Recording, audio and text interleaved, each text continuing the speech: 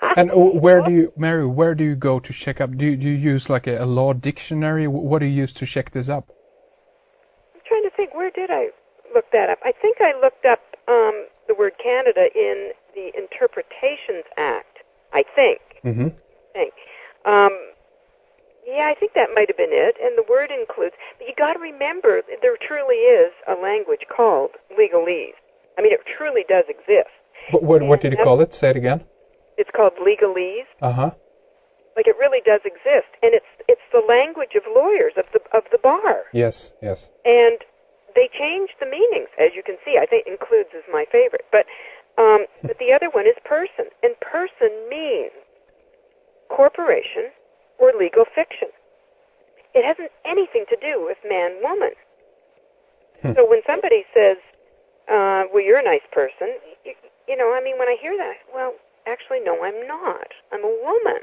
Maybe a nice woman, I may not be. But, so, you know, this is just sort of for the purposes of training. You know, yes. People up on their language, you know. But that's fun, and once you get over that, that's enough. But, but the words are absolutely incredible.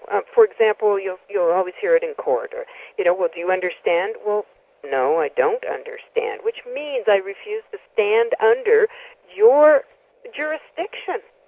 You haven't proven any authority over me, so no, I do not stand under it. I don't understand. And yet, they're pretending that what it means is, do you know what the hell I'm talking about? Right. It's not what they're saying, but it's what it sounds like. So they'll trip you up at any turn. And so it does help to know the meanings of a lot of these words, most of which will absolutely stun you when you go, what? Is that what they mean? Yes. I mean, it really is just, it's downright deception. But I mean, they're having fun with it. Does this draw us back to the those who began this system? I mean, again, I'm thinking back to the old kind of merchants and those who were the initial kind of traders between nations, and that they were setting up a kind of a artificial system to operate outside the normal law of the land, so to speak, and that when they were doing this, they could also consequently supplant this later on onto the law of the land, and now everyone is actually operating within this law of water. So do you think there is a connection? If you go back a little bit, I mean, we could talk about the Templars, what have you. We can talk about the originators of the banking system itself, right? Isn't there a big connection there? Yeah, I think you're right, and I confess I'm not completely up to speed on the history, but you're absolutely accurate about the fact that it all did start on the high seas, and it had to do with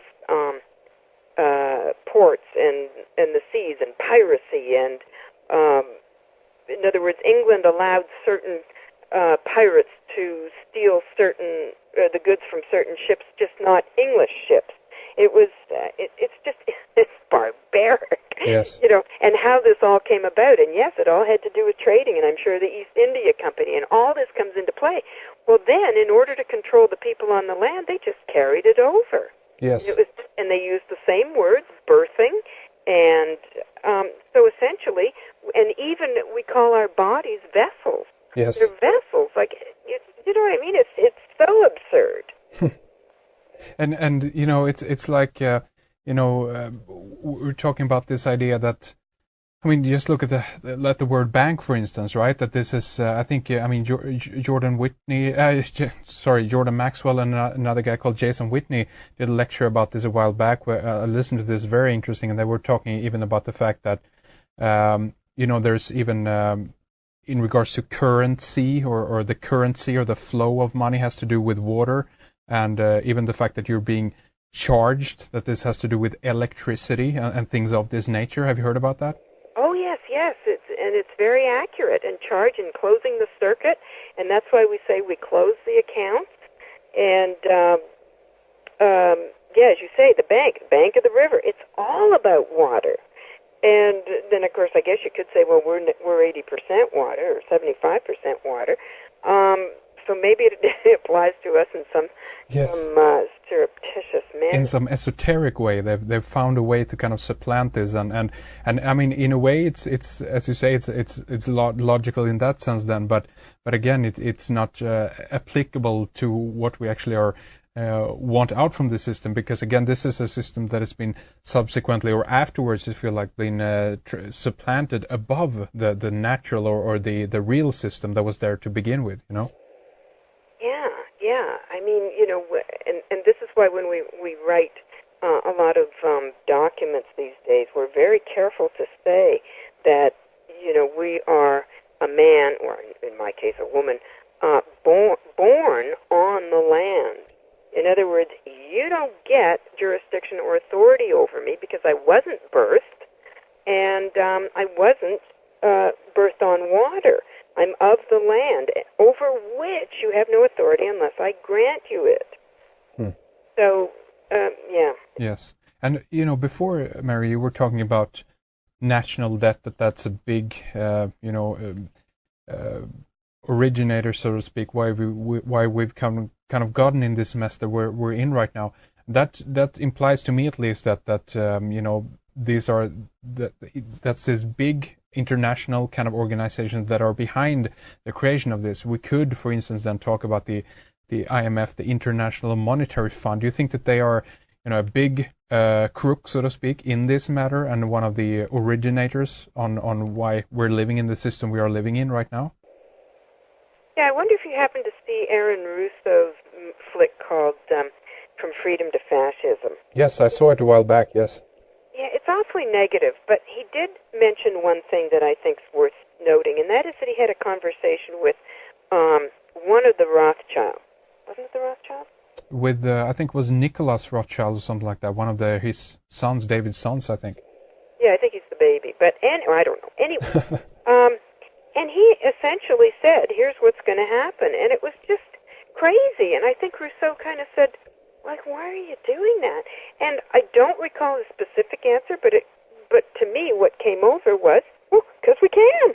Yes. Like, why not? Yes. It's a game for us. Congress is a game to these people. They created this craziness, and they thought, hey, we can rule the world. We can control all the people in all the world. And, hey, what fun. Let's try this. Yes. So I don't, you know, I'm not saying that they're evil. I actually think they are, but I'm not saying they're evil. I'm saying this is just their role on this planet. They just said, they came up with this scathingly brilliant concept, and they said, let's try this. Let's see what happens. So they implemented a banking system which was based on debt, which is insanity. As you know, is based on usury. And usury is ethically, or I guess I should say it's unethical. Yes. Because it's just something you would not do to somebody you love. Exactly, and the important thing here as well, I think, that you mentioned is that they haven't asked permission from anyone to do this. They just kept themselves in a position just to do it. They have done it, and I'm drawn back to that old statement that if you're, I don't know what the originator of it is from, but it basically states that, if you're dumb enough, so to speak, to go along with it, then you kind of deserve to go along with it. And that's the kind of mentality behind some of these people, that they have this idea that, if you're not looking at the details and studying the system that you're involved in, you're potentially might be fooled by it. And to a certain extent, I agree with that, because you need to know what the system is all about, right? If you're especially if you're in a system that is that you can utilize, because what you have explained for us here is that if you're in this structure, in this system, you can actually use it to your benefit. But that means that you have to be smart enough in order to learn how to operate it. Isn't that right? That's right. And the thing that we find most annoying, of course, is that most people don't even want to know this. Yes. And so we're forced to walk away and say, well, darn it all, watch out. And especially people, who are, the old, you're never a prophet in your own land. You can say it to your friends, and they just sort of say, well, I don't want to talk about that right now. And I think, well, okay, you can only lead a horse to water, but if they have no interest in their own personal survival, then, it's like I can't want something for someone more than he wants it for himself. So, yes. I think they're going to be out of luck, and then they'll wonder why. They'll wonder what happened. And yes, I do think it's our job. Now, here's what we have against us, of course, is a fraudulent education system. Yes, of course. Frauds. Of course. Talk about law